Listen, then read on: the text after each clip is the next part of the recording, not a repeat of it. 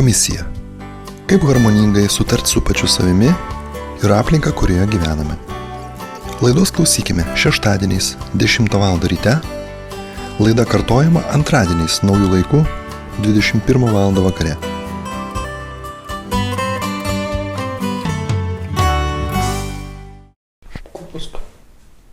Neklausiu. Ne. Šių dienų bene karščiausia aktualija aplinkosaugai yra liberalų sąjūdžio pateiktas saugomų teritorijų įstatymas svarstymui, kurio vienas iš tikslų yra sunaikinti Lietuvoje esančius draustinius gamtinius. Ir iš tikrųjų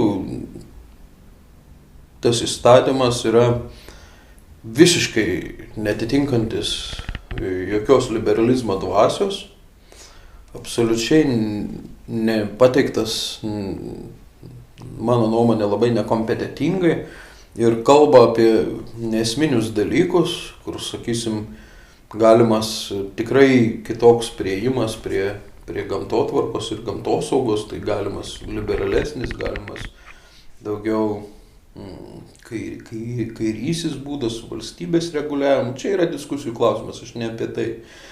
Na, bet kai liberalai iš esmės nekalba apie kažkokį esminį principo pakeitimą, o tiesiog stumia įstatymę tokias nuostatas, kad draustiniuose būtų galima statyti sodybas, jeigu yra pamatų liekanos.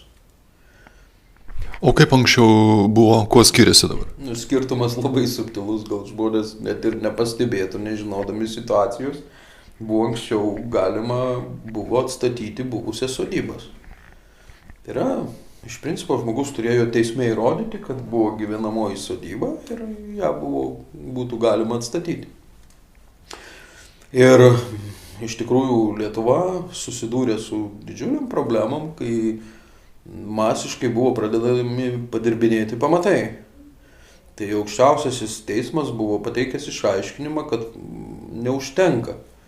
Pagal šitą įstatymą neužtenka pamatų fakto, neužtenka padėti kelis akmenis, reikia įrodyti, kad iš tikrųjų buvo gyvenamoji sodyba ir tada gali atstatyti. Tai yra liudytojai, kartografinė medžiaga, istoriniai tyrimai kompleksiniai. Ta prasme, kad keli šaltiniai patvirtino, ne tai, kad akmenį radęs. Dabartiniame įstatyme yra nurodyta, kad atstatyti galima sodybą, jeigu yra jos pamatų liekanos. Tiesiog radikaliai tvirtina pamatų padirbinėtojų biznį. O tai ko netiko buvęs įstatymas, kai liktai viskas tvarkoje buvo, kas čia netiko? Anksčiau, matot, neužtekdavo kelis akmenis padėti. Nes buvo aplinkosaugininkai, sakau, jau iki aukščiausio teismo buvo daeita, buvo išaiškinimas ir jeigu pasakydavo, kad yra pamatai, tiesiog apskųsdavo teisme arba tiesiog neleisdavo atstatyti su tuo pretekstu, kad pamatų buvimas neįrodo, kad buvo gyvenamoji sodyba, nes tai gali būti sandėliai, gali būti šiaip kariniai pastatai, ūkiniai, maža kas, ir tai galėjo būti sodyba, kad kitur, čia galėjo būti iš akmens amžiaus kokie nors likę tvoros liekanos. Labai sunku yra nustatyti pagal šitą, tai vien to vizualinio fakto, kad keli akmenys apsamanojo padėti, tai tiesiog nebepakakdavo. Ir tekdavo rimčiau, o dabar šitą įstatymą priėmus, tai aš nežinau, kaip teismas pažiūrės, tiesiog jeigu įstatymė buvusių pamatų liekanos, ir viskas, tai teismas ir aiškinsis, ar tai pamatų liekana, ar ne, sakys, gal tai atnešta iš kitur, sakys.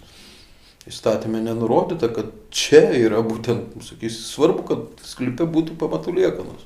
Tai reiškia, iš belekur atnešiai padėjai ir pamatų liekanos ir viskas. Dar geriau paimti iš kitos vietos pamatų liekanas, tai tada galėsi eiti į teismą ir tegul įrodo, kad čia ne pamatų liekanas, taip ir klausimą galėsi pastatyti. Ar čia pamatų liekana ar ne? Istorikai nustatys, kad pamatų liekana. Ir viskas, o kad jie atnešta iš 100 kilometrų, tai, žinai, čia, kaip sakant, šitą klausimą galima ir nebenagrinėti jau. Tai gal atsiras firmos, kurios teiks paslaugą? Tai dabar yra. Pavyzdžiui, gal reikia jums pamatų liekanų ir taip sutvarko viską. Dabar yra firmų, kurios teikia tokias. Iš pradžių tos firmos buvo daugiau ten Aukštaitijos, Paežerėse. Tai tos firmos teikdavo pamatų padirbinėjau, reiškia ten, kaip pasakyti, ten būdavo net skelbimai. Apauginame akmenis samanomis, sendiname pamatus, nu, va, tokių visokiausių būdavo, reiškia. Ir to nepakakdavo, nes reikdavo įrodyti. Tai paskui ten tos pačios firmos dar įsigudrindavo, ten surasdavo liudytojus, reiškia, vesdavo į teismą ir keli žmogeliai ten. Tai pilnas servisas, taip? Nu jo, pilnas servisas. Tai, nu, tie žmogeliai tokie, nu, vat, kur ten anksčiau Sąvartynuose, ten dar visai rasi liudytojų už butelį, kurie paliudys, kad kažkada yra matę. Nu, jie, aš įsivaizduoju, yra žmonių visada, kurie tam tikrą kiekį išgėrė, vėlė ką pamatys, tai net ir patys. Tai liūdna tokia, nepaprastai situacija ir šiaip vat, šita vat, dabartinė dešinioji valdžia pasižymė itin didelę agresiją gamtos atžvilgiu. Tai čia tik tiek, kad prezidentė dar yra atsvara didžiulė, ramstis gamtos saugai ir paskutinis ramstis, nes miškus nuo statybų, nuo liberalų ir konservatorių sąmokslo pavyko apginti tik prezidentės dėka. Tai jie taip pat ir norėjo miškus lygiai taip pat pavirsti statybų aikštelėmis. Tai va tokia yra situacija šiom dienom. Ir iš esmės šiame įstatyme dar yra numatyta galimybė, kad visuose draustiniuose, net jeigu ir pamatų nėra, bet yra 5 hektarai žemės, galima bus atstatyti. 5 arba 7 hektarai, ten priklausomai nuo teritorijos žemės, tai galima statyti sodybą, nepriklausomai ar buvo ar ne. Čia toks yra, vėlgi, kaip pasakyti, galbūt eiliniam žmogui tai atrodytų labai pažangu tačiau kas labiausiai liūdina, tai reiškia visuomenės grupė eliminavimas iš diskusijos, ekspertų eliminavimas. Reiškia, ateina kelios bobelės kažkokios gyvenime, nemačiusios gamtos, ima ir rašo įstatymus.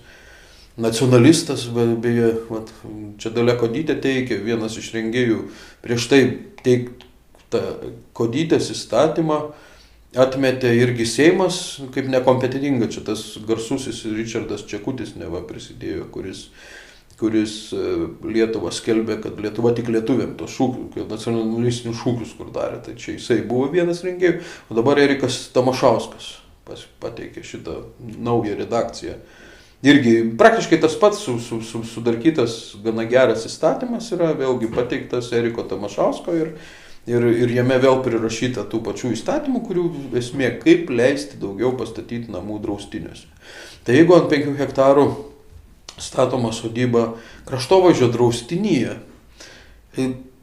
vat, ką aš noriu parodyti, kaip Seimas dirba nekompetentingai ir nekvalifikuotai, aš žinau, labai daug ekspertų norėtų jo dalyvauti įstatymų grupėse, bet jie buvo visiškai eliminuoti, neleista, tiesiog buvo slepiama, kad rengiamas toks įstatymas. Tai vat, aš ir parodysiu, kad gali būti didžiulis gėris iš tikrųjų, nes kraštovaizdžio draustinį pastatyti gražų namą, tai kraštovaizdį gali tik papuošti. Tačiau ir mano nuomonė iš tikrųjų gal net 5, o gal net ir ant 3 galima leisti. Ir tikrai daugiau namų, bet turi būti griežtas architektūros reglamentas. Tai yra namas turi būti atitinkamai įpaišytas į kraštovaizdį. Tai tikrai turi būti kvalifikuota, architektas turi spręsti šios klausimus. Ir aš čia sakyčiau, netgi galima tikrai neapsiriboti kokiais nors etnokultūros reglamentais, kad tas pastatas etnokultūrinis, žinot, aš esu modernių pastatų matęs Lietuvoje pastatytų, kurie žymiai gražiau įsipaišo į kraštovaizdį negu senoji etnokultūra mūsų, kurių tų pastatų irgi kartais nebūtinai ir įsipaišo. Tai čia tikrai galima kvalifikuotai padirbėti, leisti tikrai kraštovaizdžio draustinius, įleisti kvalifikuotą tokią elitinę pasaulinio lygio architektūrą, įkomponuotą į šlaitus netgi kažkur tai su gražiais stiklais, su tam tikrom spalvom, kur visiškai tu net nepastebėsi, susilies su gamta. Ir architektam bus darbo ir bus dar įdomiau visiems, visi važiuos į tą žiūrėti net nuo kultūros, o modernių pastatų važiuos žiūrėti. Tai kokios čia bėdos tada? Bėdos yra tas, kad egzistuoja ne tik kraštovaizdžio draustiniai. Egzistuoja, pavyzdžiui, ornitologiniai, teriologiniai, herpetologiniai draustiniai. Nu, kaip ir pavyzdys, tai ką reiškia, tame, vat, ką aš įrodau, kad nekvalifikuoti žmonės... Ai, ta prasme, suplakti visi draustiniai į vieną vietą. Taip, dergėsi į krūvą, žinai, dergėsi ir neatsižvelgia į tokius esminius dalykus. Nu, pavyzdžiui, Lietuvoje mes turim labai mažai vietų, ten iš vis ten yra Metelių parke, gal ten... kur peri baliniai vėžliai. Čia mes esame unikumai, Europą ten atvažiavę, krenta ant kelių dėl tos mūsų gamtos, dėl tų vėžlių, ten sako, jūs turite tai, ką tokį stebuklą, kad darykit, kad išsaugotumėt, ar ne? Ir jeigu ten pastatei sodybą ant tų 5 hektarų, kur ten apskritai tie 5 hektarai visoje Lietuvoje gal net didesnis, jų perimvietės net ir nėra, jie tik ten ir laikosi. Nu ir viskas, ir pamiršk. Nes vėžliai pagrindinis, pavyzdžiui, labai didžiausias prieš, pavyzdžiui, yra koks nors šuo. Gali būti. Viskas, šunis atėjo, iškapstė kiaušinius, sulėse ir suėdė ir baigėsi. Šiaip pakapstė ir jie šiaip vėžlys, jeigu eina, šuo išgąsdino, plojo ir jis nebeina ten kiaušinių dėti. Taip žmonės kartais ir nesupranta to subtilumo, sakys, o ką ta sodyba blogo padarys? Nieko, užtenka tu papijokausi, bumčiką paleis ir vėžlio nebebus. Tai ta gamta ir yra tokia subtili, kur ne diletantams tai dirbti, tai turi dirbti tikrai aukštos klasės profai. Ir jeigu susėstų prie stalo labai aukšto lygio profai, rimti žmonės be korupcinių interesų, be visų lobistinių šitų kuprų vadinamų, kur ten kažkokios nekilnojamo turto agentūrų reikalavimai, ten partijų paremimai ir atidirbimai, be visų šitų atsisėstų, tikrai Lietuvoje galima būtų daug įdomiau suprojektuoti ir tas saugomas teritorijas ir kai kur galima tikrai leisti daugiau, kai kur galbūt galima mažiau. Galima pabalansuoti ir tokių pažaidimų įdomesnių sugalvoti, tai čia faktas yra, bet tos kvalifikacijos net nebandoma ieškoti. Brutaliausių tokių principų manęs reikalauja, panašu, kad kažkam reikia, aš noriu ir viskas, ir stumiama. Jokio valstybiškumo, jokio viešo intereso gynimo. Tai va tokia yra situacija, nes yra nepaprasta, yra liūdna ir žmonės, kai renka panašu Seimo narius į Seimą, aš pats esu dalyvaujęs tuose susitikimuose, labai retai užduoda klausimų apie aplinkosaugą. Ir labai nenustepsiu, kai bus sekantis rinkimai ir konservatoriam jie neužduos šito klausimo, kodėl jūs nevykdėt savo rinkiminės programos. Nes tai, ką konservatoriai parašė savo rinkiminiai programai, jie parašė tiesiog fantastišką programą su tikrai viešo interesų gynimu, su gamtosauga, visuomeniai ir viskas ten pakankamai surašyta, tačiau veiksmai yra priešingi. Užstatyti miškus, užstatyti draustinius, ką ir pabandė užtvenkti upes, bet tokia yra situacija Lietuvoje.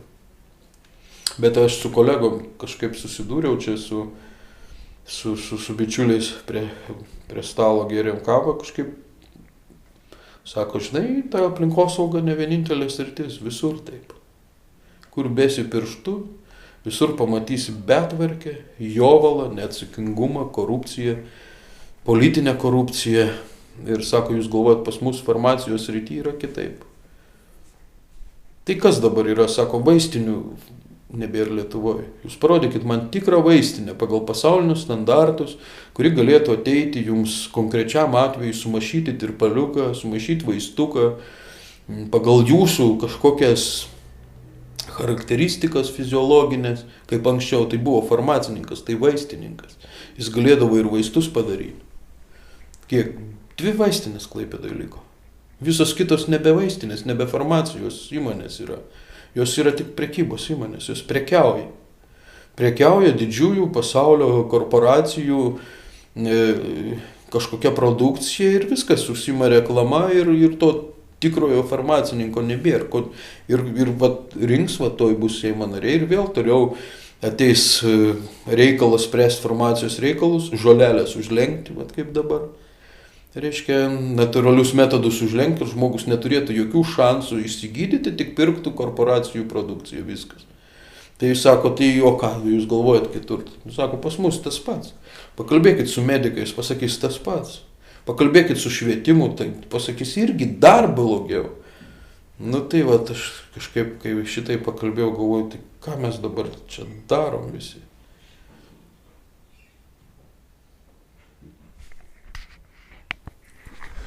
O dabar jeigu primtų ir pasirašytų tokius įstatymus, tai realiais pavyzdžiais, kuo tai galėtų atsiliepti. O konkrečioje situacijoje apie Klaipėdą, jūs čia turite regioninis parkas ir Placės ežeras ir visi.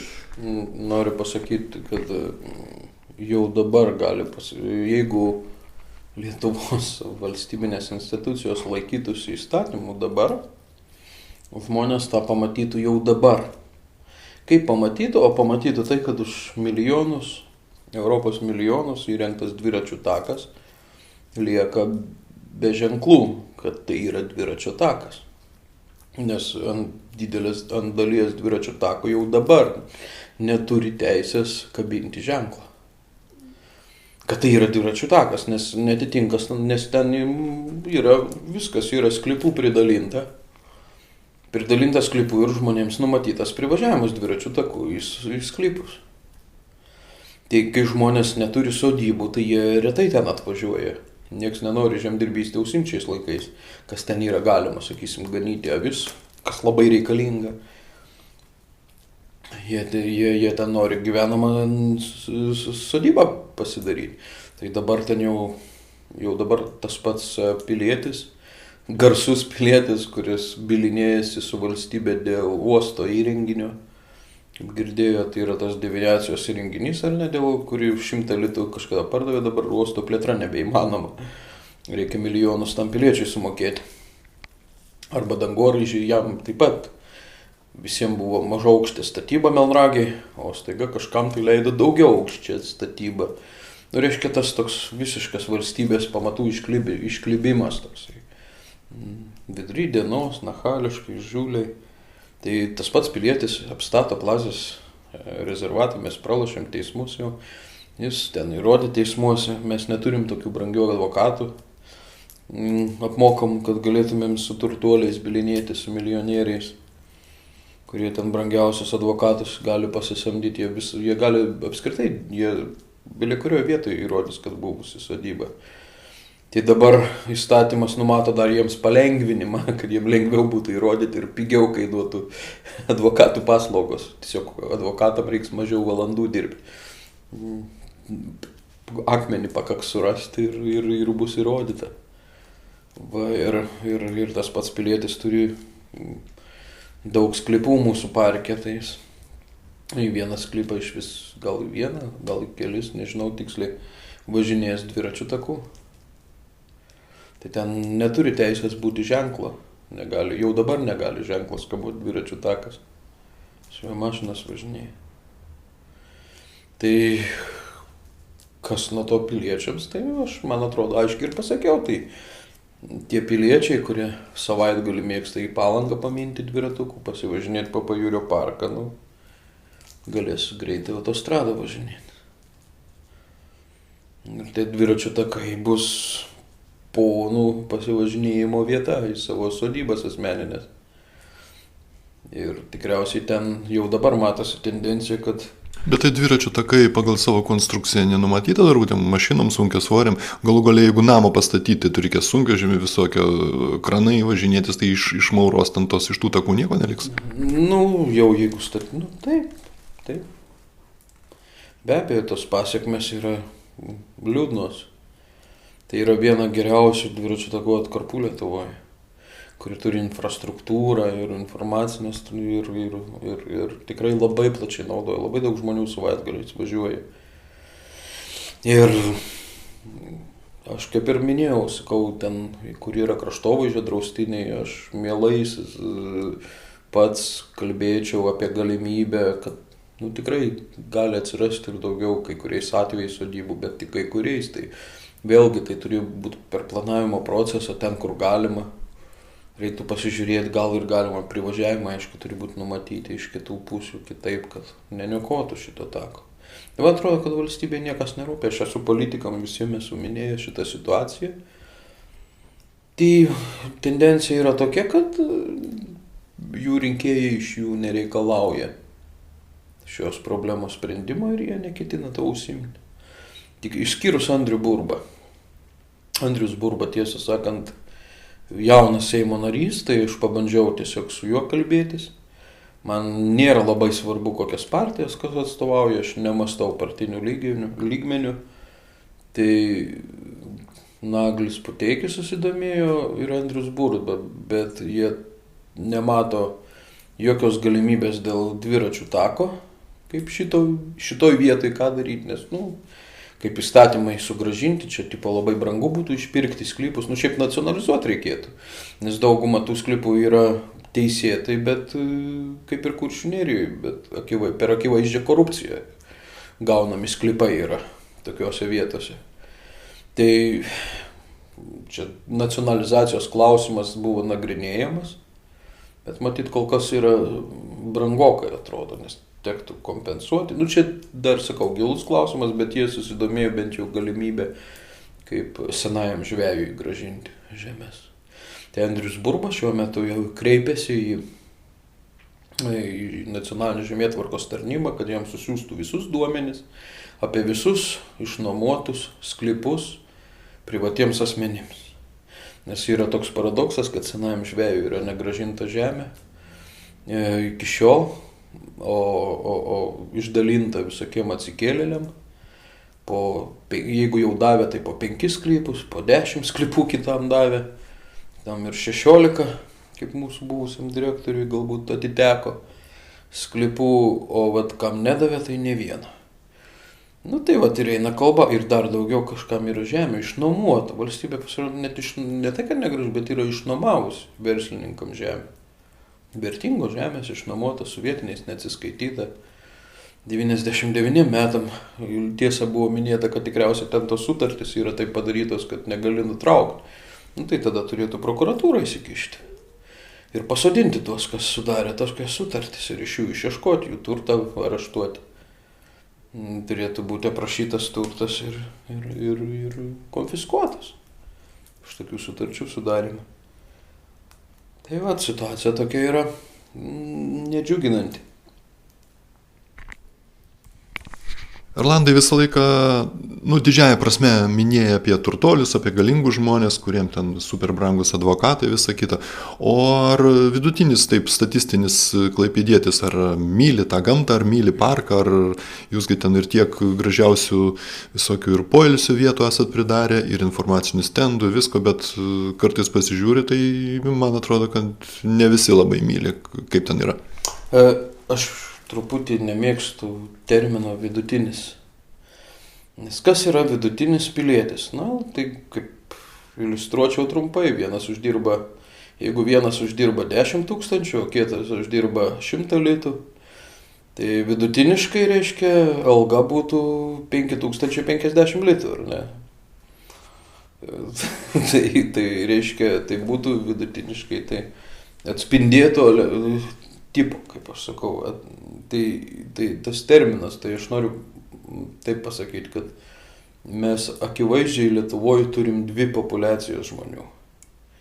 Tai yra žmonių populiacija ir kiaulių populiacija. Tai jeigu mes taikytumėm ne tą vidutinį grinai žmogų, jeigu kiaulę su žmogum sudedi, tai gaunasi toks neaiškus padaras, nei žmogus, nei kiaulė, toks vidutinis, kaip tu sakai. O jeigu padarytume pataisą ir suskirstytumėm visus Lietuvos piliečius į kiaules ir žmonės, tai žmonių elgesys būtų labai geras. Jis yra tiesiog stulbinantis ir kultūros apraiškos yra neįtikėtinos. Tiesiog daugybė žmonių senų senovėje išmoko mašiną tvarkingai pasistatyti, nei ten į kropas nesibrauna, dar daugiau. Jie pažeidėjus pamatė, tiesiog mums praneša, mes pagal tai administracinės bylas pradedam.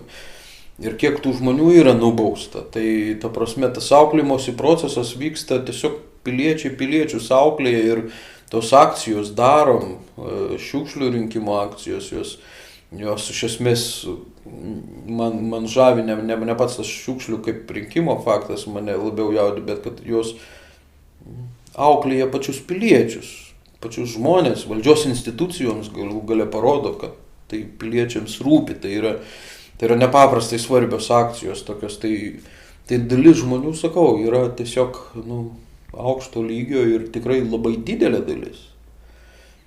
Tačiau galbūt procentais ir mažesnė dalis yra žmonės kiaulės per brūkšnelį ir jiems tikrai negalioja nei ženklai, nei informacija, niekas, jie tikrai nesielgia kaip žmonės ir tikrai nesielgs kaip žmonės. Ir jeigu kalbėtume apie tą pseudo žmonių kategoriją, aš jų žmonėmis taip ir nenoriu įvardinti, kad jie jau yra žmonės, tai yra tik tai gyvybės forma pakelių į žmonės galbūt. Tai apie ją kalbėtume, tai elgesio yra visokio. Labai vandališko, labai baisaus, darančio didžiulius nuostolius ir niekaip per juos Lietuva niekaip negali patekti į kultūringų valstybių tokį tarpą, nes normalioje valstybėje tu įsivaizduoji taip, kad nuvažiuoji, randi informaciją, kabo žemėlapis kažkoks, kur ką rasti, tu pagal tos stendus susiorientuoji, kas ten saugoma, ką įdomaus pamatyti ir niekam neužkliūna tie stendai ir visi žino, visi naudojasi, tuo tarpu pas mus vagia elementariai. Tie vadinami grafiti menininkai, jie suniokoja tik dažais, tai čia tik viena dalis yra, tai stendo tą plėvelę, jie nuplėšia, uždėdi kitą, čia ta bėda tokia yra, kaip pasakyti, ženkliai mažesnė, o yra kita dalis, kuri tiesiog išrenka stendą, atsuka varžtus, įsirankioja per daktį ir surenka tuos konstrukciją, įsineša namo. Nežinau, ką jie daro, baldus daro. Ir taip išnyksta 10 stendų, jau daugiau kaip 10 stendų išnyko per pastarį, nežinau, vien per šios metus turbūt. Nuostoliai 20 000 gal valstybėje. Žodžiu, viršė 10 000 nuostoliai. Ir niekam, nežinau, rašom mes tos pareiškimus. Nežinau, prašom, kad policija kriminalinį tyrimą pradėtų, kad su šunim pėdsakus imtų. Bet pastaruoju metu jau dabar nusprendėm, kad eisim kitų kelių. Jau šiuo metu mes skelbėm premiją, skirsim 1000 litų premiją. Bet kam, kas suteiks informaciją apie šitą niekšelį, apie vagį, kuris naikina žmonių turtą. Valstybės tai reiškia žmonių. Tai yra skirta tam, kad Lietuvos saugomos teritorijos, draustiniai, gražiausi gamtos kampeliai būtų prieinami visiems, būtų su informacija ir kad mūsų tas vaizdas atrodytų toks patrauklesnis, būtume draugiškesnė šalis turistams, kaimo turizmas plėtotųsi. Tai kas suteiks informaciją apie šitą niekšelį, vagiantį valstybės turtą, jūsų visų turtą, mūsų visų turtą, tai stendus naikinantį tą vagį, tai skirta yra šiuo metu yra 1000 litų premija.